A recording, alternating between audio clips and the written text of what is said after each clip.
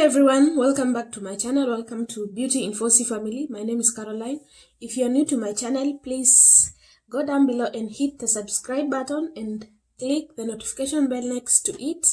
That way you'll not miss out on any of my future videos. So I'm back with another video. So in today's video, I'll be showing you guys my shea butter, my DIY shea butter recipe. I've been using shea butter for a while now, and it's very good, as you'll see in the video. So let's start. So I use Sky Organics shea butter. This is a brand I've been using, and shea butter is known to have moisturizing and anti-inflammatory effects, and also anti-aging effects. We'll also be using Jamaican black castor oil. It promotes hair growth and also has natural antibacterial and antifungal properties. We'll also be using castor oil. I use Sky Organics castor oil.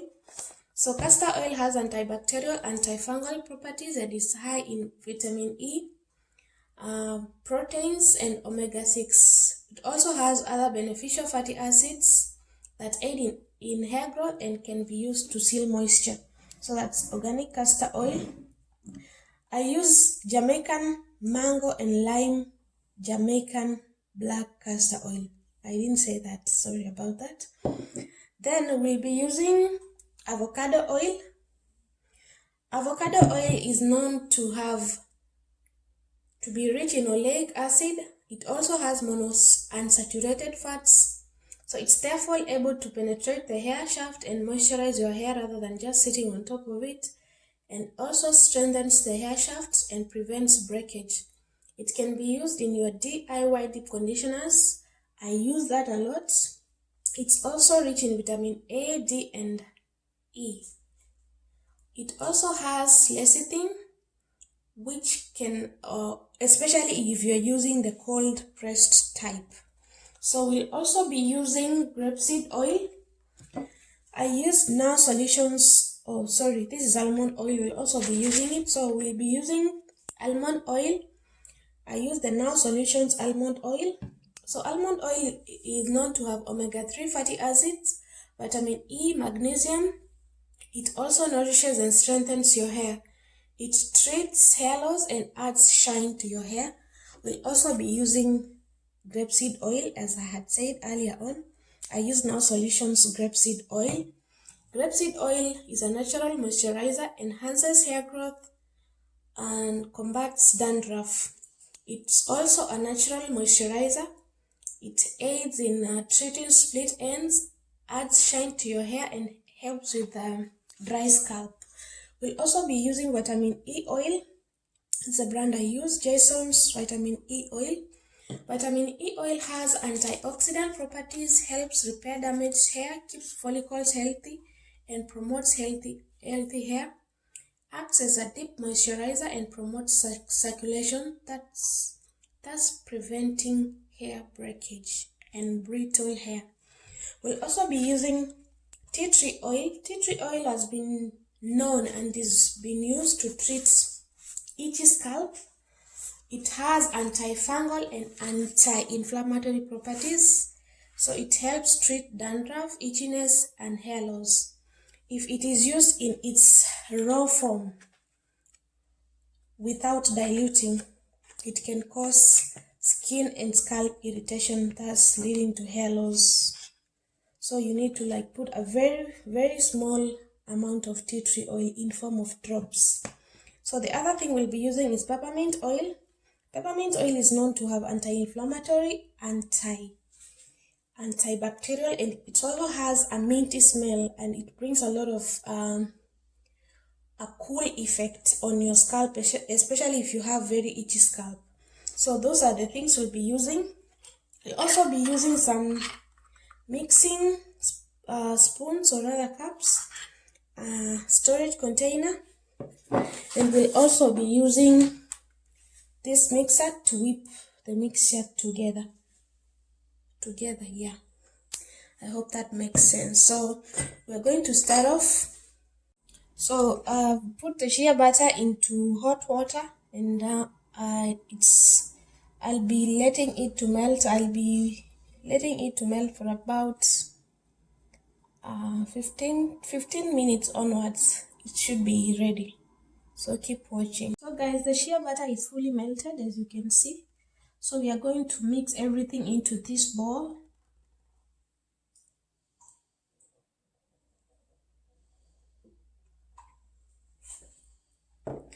Then we are going to add the rest of the oils in no particular order. So I'll start with vitamin E oil. I rarely, I do not measure. I just put as much as is needed. So we've put the vitamin E oil. Next is grapeseed oil.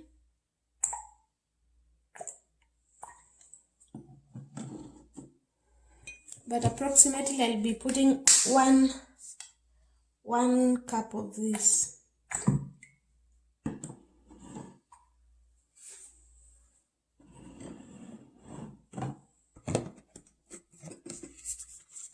This castor oil. Castor oil is usually very, very thick, so it comes out as a very thick oil. You have to use a bit of energy to press it out. Then the next two oils are the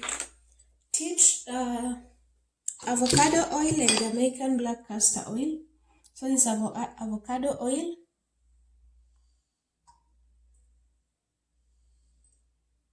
I've put 2 cups of avocado oil,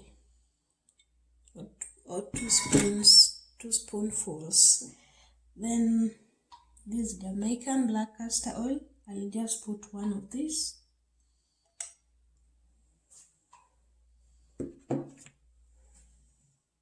Then I'll just mix everything together. Then if you want to have some more, most of these oils also add the scents to the mixture, because shea butter has a funny smell for those of you who have used it. So I like to add some drops of tea tree and peppermint oil. I'll put 10 drops.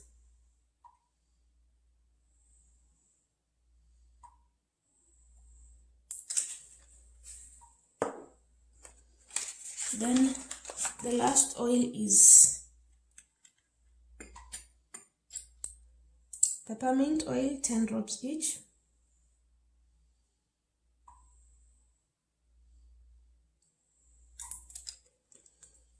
So that's all. Then I'll just stir a little bit, as you can see. Then I let this cool. You could just stop here if you do not want a lot of work, but as of the moment, I let it cool down completely. Then I'll whip it into a creamy consistency. So how I let it cool is I can put it in the freezer, which is faster, or just let it cool on room temperature, which takes a longer time. So I'll put it in the freezer. I've gotten the mixture from the freezer. This is how it looks like. So you have it's semi-solid state. It's not yet so hard yet. So we are going to whip it with my handheld mixer. It's still semi-solid, as you can see. But you can just stop right here and just transfer this to your storage container. But I like to take this a step further and whip it completely to a very creamy consistency, as you will see. And yeah, so let's see how this goes. So this is how it looks.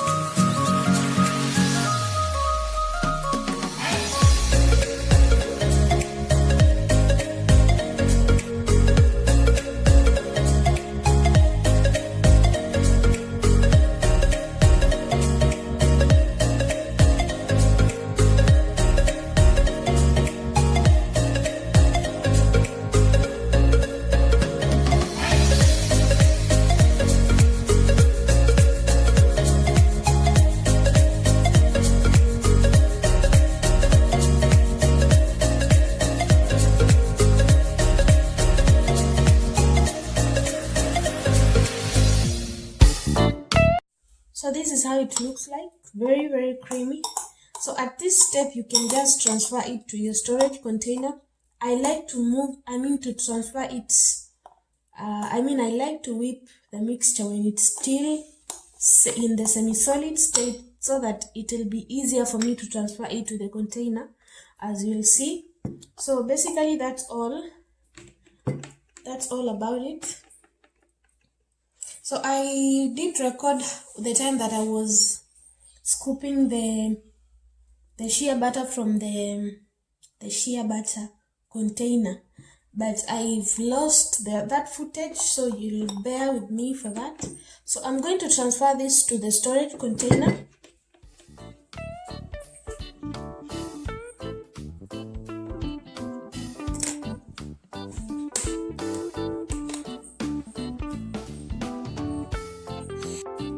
So this is how the mixture looks like. It's usually very, very creamy if you whip it. It looks so good.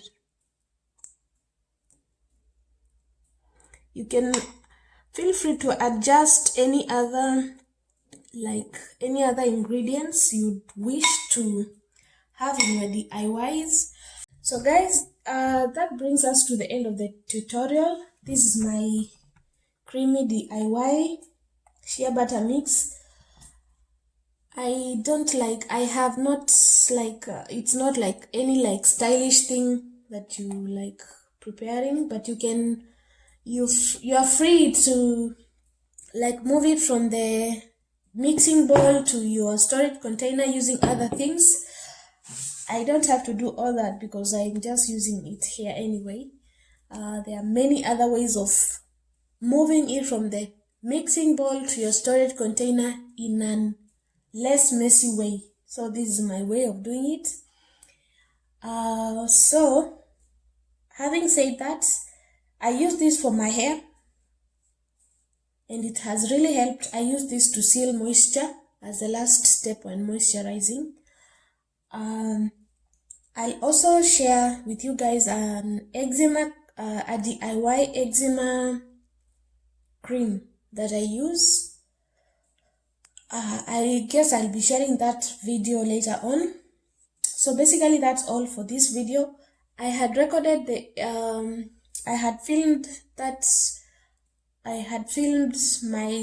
when I was scooping the shea butter from the shea butter container, but I kinda deleted that footage, so bear with me for that. But that's all for today's tutorial. This cream is very good, very easy to make. The ingredients are also very easily available. I leave all the details down in the description section of the video. So that's all for today's video. Thank you so much guys for watching. Stay tuned for the next tutorial and for the next video, and please like, share and comment down below if you've ever used shea butter in your hair care regimen or in your other DIY recipes. Yeah, and let me know how you find it. Is it moisturizing? Is it easy to make? Yeah, and please subscribe to my channel in the link down below. And thank you so much guys for watching. Bye bye.